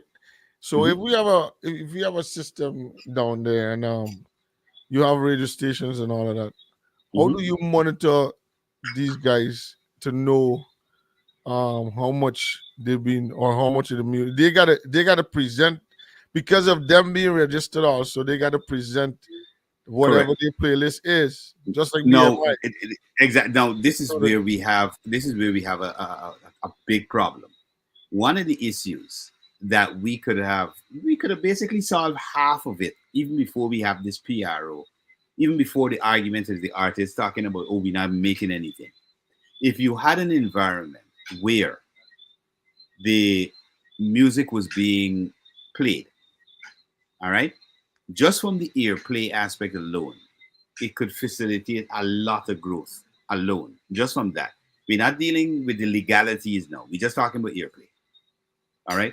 It changes up the entire dynamic. It gets the population into loving themselves, liking their own song, their own mhm, vibe. All right. Just like how everybody, as soon as they hear Stitchy one man band and they hear, they're like, yeah, but I can pull up because Hmm. they like that kind of vibe. It's the same thing. But you have to have a regime where the stations understand it's not about the DJ coming in and playing what he feel like playing.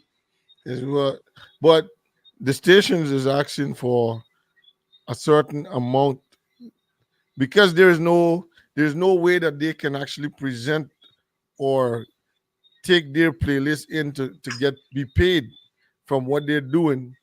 They're asking the artists, so deal with me as per business. I'm gonna play your music on rotation. So it's like Payola. yeah, It's payola. This yeah. is why the payola regime in a lot of territories are like the thing. Even in territories where we think it don't happen, it happens. Even in Jamaica, Yeah. I although know Jamaica is the updated. DJs is were really on the back end normally collect that little bread.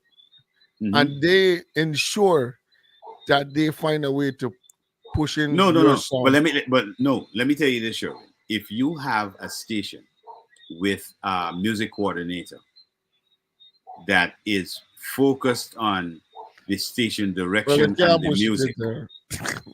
and the structure of the station in terms of a playlist, there is no way that a presenter or a DJ can go on and arbitrarily play what they feel like. It never happens. Unless it's a DJ that comes in on a away from the station, but they have That's something on a contract differently that they're right, promoting a right, product and or they have a yeah, specific in a sense of sponsored thing. okay, you have to play certain things within a certain time for the station, but at the same time you play your own content. Yeah. They're the ones that really do the That's a private arrangement. That's something on private that's something arrangement different. differently. Yeah, Yeah. but that's not on what we call the station Nah, mandate not in direction. station No, structure. Yeah. no. So once you see, if we did understand it just from those very basic building pillars or building blocks, we would have been well on the way to creating this industry that we want to have. All right. But because we are, I think, again, the lack of education and a lot of misguidance, because a lot of people who claim to know how it runs have Have not no been clue. in, have no clue. And not only that, they have not been involved outside of Guyana for a lengthy period of time to learn other people's industries, to then bring that idea or bring that knowledge back home. They have not. They're not even practicing as functioning members in any spectrum in the industry.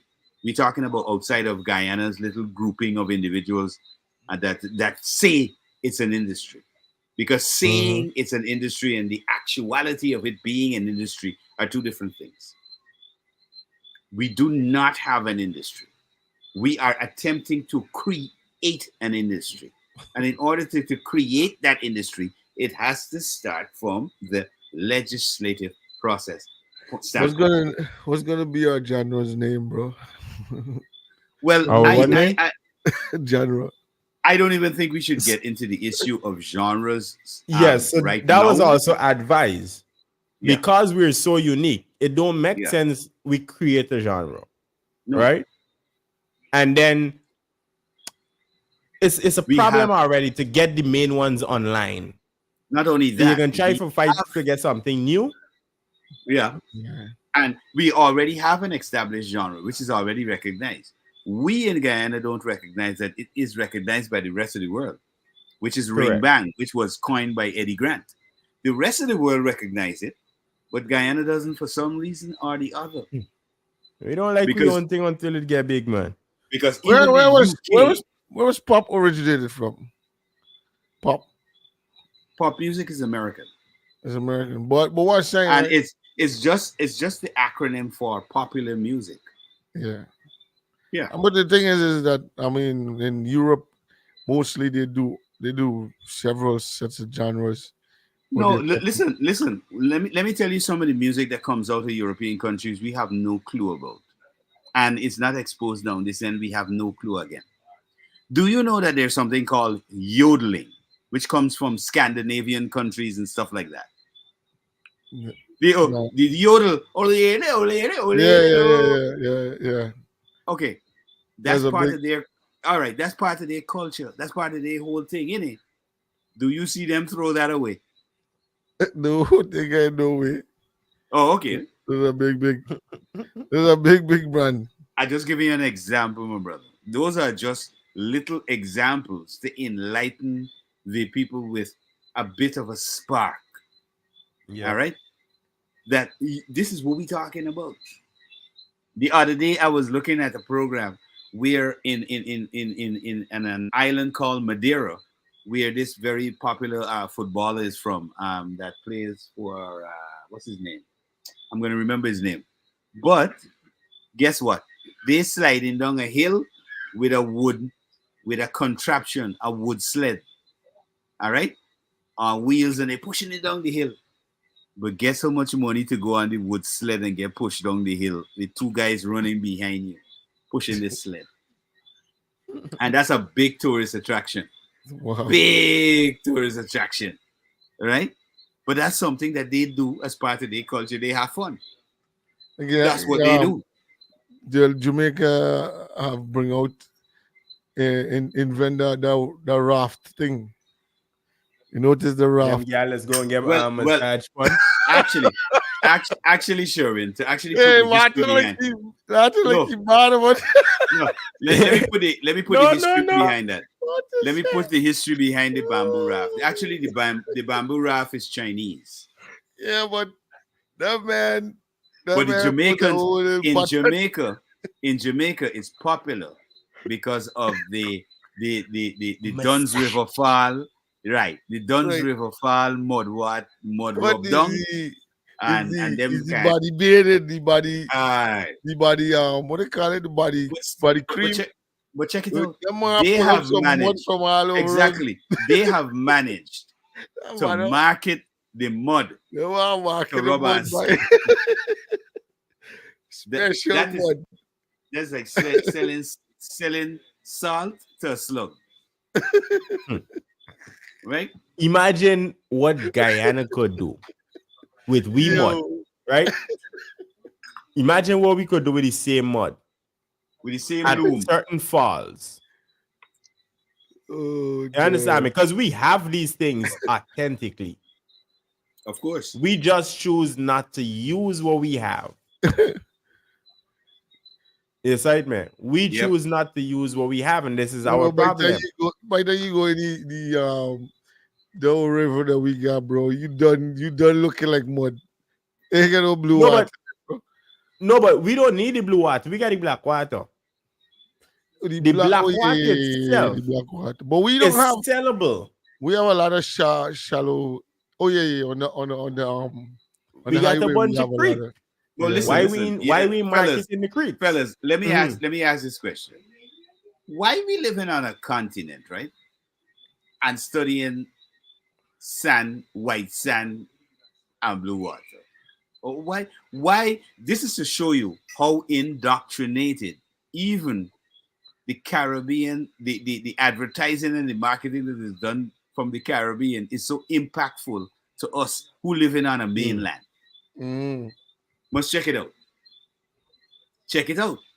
Because they advertise on a constant basis. What you got to understand is that the only way a lot of these Caribbean islands make money, and it is in no way to knock at them, but they make money off of tourism. Strictly. Yep. Big time. All right? Big time. Now, Guyana, as now an emerging economy, has got to look at tourism heavier as part of their GDP. Because people are not only going to be coming to Guyana for look for a job in the oil sector or for set up a business. What happened to tourism? They ain't going to want to come and visit because they're hearing big shows they hear, Burna Boy, and all these artists coming to Guyana. They're going to want to visit. So you have to understand, you have to have a changing, diversifying economy. So a lot of that money that's coming into the oil, yes, we know the government says they're going to spend it on actually developing other industries. Let's look at the IP industry development, the creative. Let's look at that. That's a good start. So I think some of the things that we could actually highlight for them to advertise or commercialize within the country of tourism aspect is the coconut, right? Yeah. Whereby we supposed to have coconut farms, or at least they plan to have, right? But we supposed to already got some. So let's say now we go on a coconut farm with how much ever thousands of coconut. Why we don't advertise that a part of our tourist attraction? Why we Right. don't advertise that you the only place in the world you could come to and actually relive the days of the wild, wild west. Come to Guyana and come to the Rupununi. You're gonna see rodeo. You're gonna see people live in the exact same style of the wild, wild west, minus the guns. That's what you could come to Guyana to see. We're What you lacking. could see, what you could see in Guyana, tribes that have never really had much interaction with modern civilization. You could see that only in Guyana. Yep. All right. You could see, let me tell you things you could see in Guyana that only in Guyana. The only poisonous frog, the little ones, we're talking about those very little bright yellow and green and orange, red ones, Mm. is in Guyana. So for those people who are fascinated with those little creatures and stuff, Guyana is the place to be when it comes to that. So Okay, there's you know, I so say you could come and experience the mosquito too from what we experienced over the other day there. yeah. But also, guess what we experienced? An environment. We went in the interior, an environment that was so pristine that Yes. it looked like humans ain't being there at all, at all, at all. That's what you could get when you come to a country like Guyana. So Mhm. having sand and beach is nice, but exploration is what Guyana is all about. Indeed. Exploration. When you want to know what the world was like in the beginning, you definitely got to come to Guyana. Nowhere else. Of course, the ministries, which is important, the ministries have to play a part. The communication department, because remember I said earlier, Guyana have a problem with communication, or Guyanese in general. We don't know how to come out and say certain things in a certain manner, right? Because It's we all all about want to be politically views. correct in these Correct. times and these are the things. It's like, but the Mhm. ministries need to work together. Tourism, education, development, and everybody else in between have to work together. Mhm. Or else we can't get a functioning government and a functioning country We need to have in the synergy. end. We need to have synergies in those ministries. A lot of it. A lot of it. Because when we talk about the creatives have got to fall under three ministries that have to synergize in order for it to function properly: the Ministry of Mhm. Education, the Ministry of Culture, and the Ministry of Tourism. All have to synergize. There's a meeting point of those three ministries that the creatives benefit in those three areas. Because one, Yep. in education, you have to bring the youth into understanding instrumentation, music from the development stage. And that has to start during the schooling aspect of it. So it starts from education. When they come out of school, there is development in the aspect of the other aspect. They can go into tourism, which would be cultural tourism at that point in time, where there's a mechanism for that, or they go into the other field, which would be tourism and culture, and you can expose that either in plays showcasing Guyana's unique culture, for example, the whole myth of the mermaids and all that. Those things could become plays that are now exported out of the country.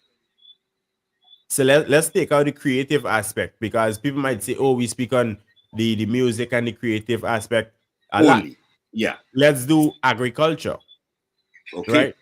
The Ministry of Agriculture should be working along with the Ministry of Education. Yeah, you might be studying agriculture in school, but you're not really doing agriculture. You understand me? Especially at the capacity where that Guyana should be doing it. Correct. So the Ministry of Education should be working along with the Ministry of Agriculture, right? On a regular basis. Yep. And then Yep. bring back in tourism, because when you get all these fancy things, we're doing with it, just exporting it and not giving people experience. No, but I've known of people who came back from the UK and say, well, oh, I want to open a fruit farm because when people come, they want people walk through and pick the berries and the fruits out of the trees and these are the things. I continue, Martin, but check this out. Go ahead. Why would I leave the US at a Holiday Inn when they give me a continental breakfast? I go in down and I get in the regular fruits. I get in kiwi, I get in pineapple, I get in grape and thing. When I come to Guyana, I get in the two of the Marriott and the Pegasus and the other establishments. It don't make No, sense. When I it don't come, I make want sense. nice cashew and so. No, it don't make sense. When I come to Guyana, I want to see Sidium. I want to see carambola. I want to see cashew. I want to see those things presented as the fruits for the breakfast in terms of fruits. Bro. We gotta get with the times, bro. We have to Yeah, wake the up best and fruits. realize. Like when I went to Jamaica, the best fruits, I'm telling you in the morning, you get in the real deal of You what can't go is to in Jamaica and somebody entice you to eat ackee and saltfish. Bro, everything that is Jamaican is what you're eating. You understand?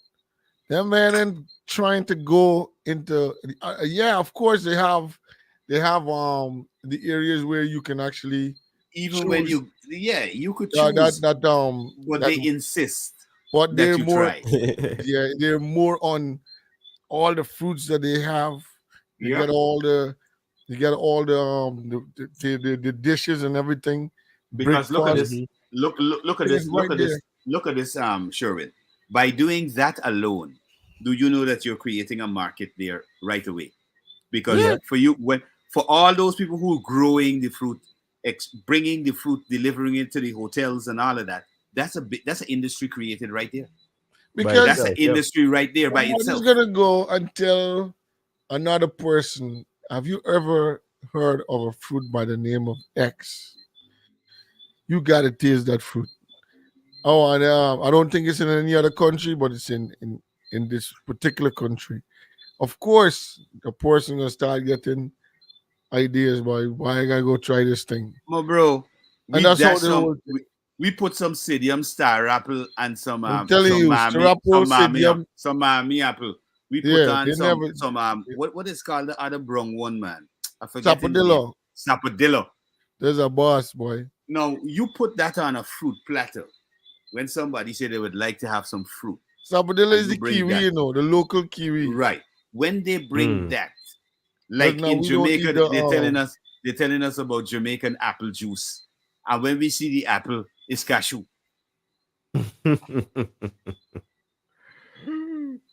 I think the only foreign thing that Jamaica have in the food industry is probably I want to say KFC, right? And no. if you don't watch it, they have all the the other Jamaicans would different. no, but what, right? So I this is eat the the thing with KFC. KFC and them. The KFC, the seasoning is beyond. Because that's what I'm going to say, right? Just make sure if you that don't watch it, them people might seasoning. jerk the KFC. Well, they right? use their own seasoning, and it's one of the best tasting. Exactly. It's rated as one of the best tasting KFC. The reason KFC in jump over and say we introducing the new jerk KFC is because of Jamaican protectionist laws against the use of that particular thing. I have never seen anyone else outside of Jamaicans do jerk chicken as an establishment anywhere. Yo, check any Jamaican. You see, like how we can go home and bring sliced fish and all them things in raw. Check any Jamaican suitcase, you'll see a whole box of chicken from KFC. Every time they come back to America, like we bring back fried rice. Sorry, we bring back Chinese fried rice. They would bring back KFC. But I just go for tell you, Guyanese is blast freeze. Bro, boxes of soup Chinese. It's blast freeze to America. So man, everything that is in the menu. I see some man blast freeze everything plus a whole chicken blast freeze. Man, that's how everything on the menu here one each blast freeze. full of suitcase, bro. I'm like, Yeah. but that's Again, we need to understand our place in society, not just with the oil, but with everything else in general. It's right, yeah. man. It's important that we do this Yeah, to we gotta protect understand ourselves, to protect where the we next are on generation. the world stage. We can't play with it. Hmm. It is We imperative money got now. value, we people Yep. got value, we food got value, we Hmm. oil got value. And if we want to continue on this trajectory on the up and up, then obviously we got to start making changes. All Got right. to definitely start making changes for the up and up. That's the Definitely. only way it's gonna happen. You know what I'm saying? Life is short. Life, I would like to see within my lifetime. We already seen the fast paced development, but I want to see in my lifetime people coming together, not just for party, but coming together for the betterment of the country. Because as we know, Hmm. a lot of Guyanese want to come home. And when you Hmm. come home, you want to experience the life that you used to have. And don't lie to nobody, don't lie to yourself. You Yeah. coming home as big as you is to go back and play cricket, to go in the dance, to eat the type of food, Hmm. right? You're coming Yep. home to be home. And if even if you bring foreign with you, you still coming home to be home, Yep. Yep. right? And we need to remember these things. And we Yeah, man. also need to remember that, you know, everybody everybody got a home base. Mm-hmm. And we don't the- everybody gives a certain projection of their home base, right? Um, everybody's circumstances at the home base may not be the same, are not the same in reality. But at the same time, if you understand the assignment from home base, you know that whatever you're projecting out there to the rest of the world, especially if you're not at home base, you have to ensure that is the best that Yes. you. And once we inculcate, once we as Guyanese have that mentality that listen, when we at home we can wrangle and tangle, but when we leave this Mm-hmm. country, we gotta understand that listen, we gotta upkeep our image as Yep. the head of, United we as stand. as the head of CARICOM. We have to have a certain image. We can't be the head of CARICOM and be also the pirate of the entire Caribbean. It not gonna work. It don't go together. It don't go together. It's an oxymoron at that point in time. All right, it just don't work.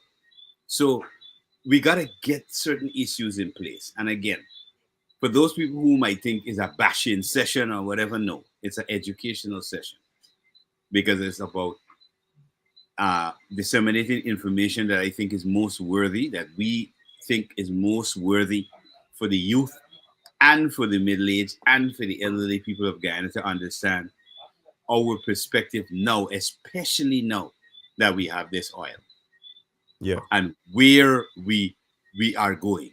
So it's not about arguing, it's about formulating solutions and looking at policies for changes. And we have to hold our politicians accountable. You know, as we wrap Mm-hmm. up tonight's session, I mean, that's my whole, that's part of my whole take. We have to hold politicians accountable, especially when we want changes to happen and we want changes in the creatives. We want to look at the IP law issue. We want further law development because there's so much we could talk about. We have spoken about security on our radio program in the mornings. Security is another aspect to it that I think really needs some more looking at. And we need to consolidate. When I say consolidate, we need to know Guyanese. In other words, we need to know all the residents of Guyana so that they get Yes. the benefits of Guyana. That's my um that's my wrap up for tonight. Well, of course, we as Guyanese just turned 58, right? Or Hmm. 58. I Yep, am I forgot to mention that. Happy Independence, belated. I believe the most togetherness I would have seen was at the independence celebration, whereby in every way it's very strategic and well put together, right? I try to That- find the right words, but it was well put together in my opinion because I saw the different cultures of Guyana, which I'm big on the culture and keeping that alive. Mhm. I saw the different cultures display, right? And I thought, well, this is a good idea. I mean, we just see it on a regular basis, but for the independence, that was a splendid idea, Yep. right?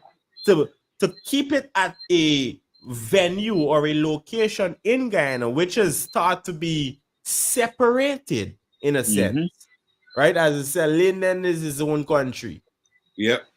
but we would have seen Linden hold that country together many of times. Yep. So I thought, well, the independence celebration was good, the venue, the togetherness of the people, the display of all of that, right? So I must commend the Mhm. people in charge of putting all that together. And all Guyanese in general, excitement.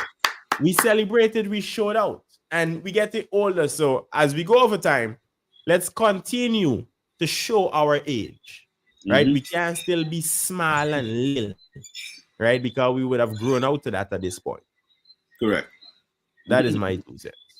Guys, listen, my two colleagues actually put out most of what is most important from this conversation today, and I think it is, most natural that you continue to be open-minded.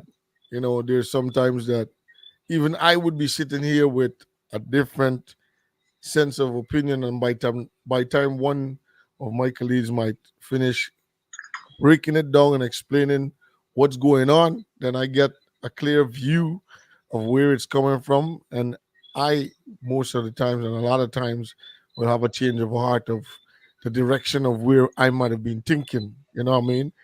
And if everyone can sit down and realize that even though they have a firm belief of something because of that ignorance that was existing, then eventually hearing it being properly clarified, as we conversate in this conversation program, then I guess, it is most matured, like Martin was saying, it's most matured. As you get older, you try to come to that place to say, you know what, I can consider and I can understand that, well, okay, this makes sense of where it's coming Mhm. from. You know what I Mhm. mean? So let's just continue to be encouraged, to do all that we can, stay positive, stay in the right dimensions of, all the things that you guys would be happy for yourself and also for the improvement and betterment of, Guyanese folks. I'm saying even folks from the outside outside world in different countries and islands can Mhm. encourage anybody that you know that's been struggling and trying to figure out some of the things and asking questions. Just encourage them to go in a better direction than to just fight against the tide. Let's fight. Correct. Make sure that we put the horse before the cat and not the cat before the horse. You know what I mean? So make sure that we do it the right way. Yeah. Just sit Yeah. down, relax, and make sure we put all heads together and get this thing to work. You know what I mean? Yeah, Real. that's it. Mhm. Real. Yep. I got Yep. the, I Yep. got the disclaimer here before we get out of here. The Yes. views and the Yeah. information or opinions expressed during this program are solely those of the host. The guest callers involved in the program do not necessarily represent the views of Majestic Music Radio, its management, and other hosts or advertisers. Majestic Music is not responsible and does not verify for accuracy of any of the information contained in this radio program. This program does not constitute medical or professional advice and is solely for entertainment purposes only. All right. That was a disclaimer. Of course, Yeah. make sure you check us out next week. Next week, Tuesday, we're going to have another program, another conversation where we talk a lot about, what was going to be happening. We were trying to skip through quite a few topics tonight. We But, barely touched one, boy. yeah, but of course, the time on each one to kind of, explain Yeah. in as much detail as we possibly can. But as Sherwin said, keep encouraging everyone. Ensure that as a community of Guyanese, we focus on the bigger picture, and that bigger picture is how we're seen outside Guyana. I think next week, though, Sherman, we should kind of zoom in on social media and what's happening on social media, because we did a radio program that we were talking about, this whole what is happening and what image Guyana is getting based on social media. So maybe we'll pick that up next week. In the morning from 8 to 11, make sure you check us out on the Rush Hour. That's Guyana's industry show. When it comes to Guyanese music, they ain't got nothing like it on radio. They would, so make sure you check it out right here on Majestic Music Radio. Guys, it's always a pleasure. You don't know. I think, Malachi, before you dip out, you should let the people know where we will be. Right? Oh yes. Just before we wrap, oh my, you see, this is what happens in the conversation, right? Now, before we go, we gotta say some big respect to some Guyanese artists making waves. I know a lot of people say Guyanese artists are not here, they're not there, but we got some surprises. We're gonna post it. We're gonna show them right now, really quickly, so Guyanese could feel proud. Yes, we have a Son of the Soil. He's gonna be performing at Reggae on the River. That's gonna be happening in California. That's the Archangel, the Buxtonian. He's gonna be there.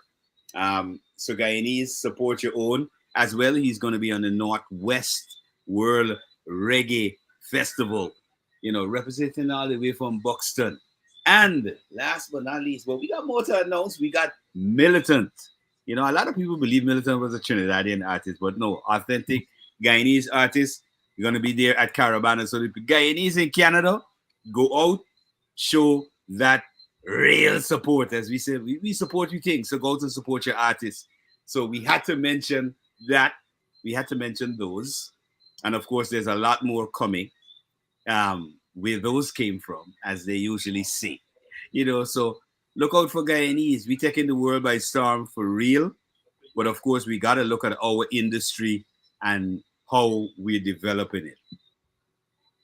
All right, guys. So have a great night.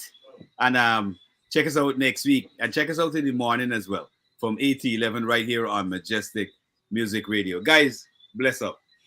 Peace. Yes, brother. One love. One love.